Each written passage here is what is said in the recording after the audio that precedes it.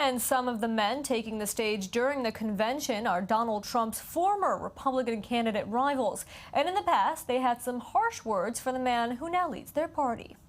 And Mr. Trump, we don't need an apprentice in the White House. We don't need an apprentice in the White House. We have one right now. This man is a pathological liar. He doesn't know the difference between truth and lies. He lies practically every word that comes out of his mouth. Donald is not going to make America great. He's going to make America orange. And you know what they say about men with small hands? You can't trust them. You can't trust them. And we go live to Cleveland to the host of Road to the White House, Ami Kaufman, and I-24 News correspondent Danielle Ziri, who are filling us in as this convention continues. Guys, day 3 today, what should we expect? Well, you know, you just talked to Merav about those speeches that are very important because it's very hard to imagine people like Ted Cruz, Marco Rubio, speaking in favor of Trump after all the very dirty fighting that we've really seen throughout this campaign between them. And I think, you know, if you remember one of the first debates, they were asked by, I think it was Fox News at the time, will you stand behind the nominee, whoever he is? They all said yes. I think tonight is the night where they're going to prove that, right?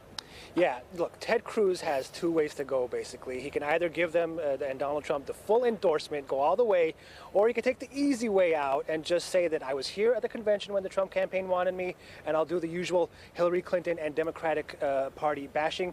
My guess is that it's going to be the latter. I could be wrong, but I'm putting my money on the latter option.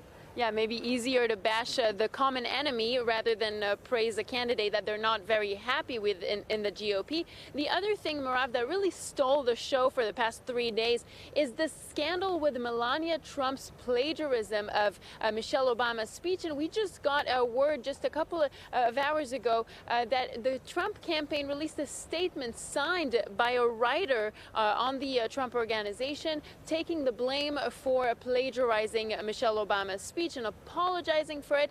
They didn't accept her resignation, according to her, but they did ruin her career, Ami. That's what I think. I think they really threw her under the bus. Everybody knows her name now. I don't think she's going to get another job after this. But the real question is, Danielle, did this work? Is it going to put a cap on this? Are people going to stop talking about it? Because that's what the Trump campaign wants.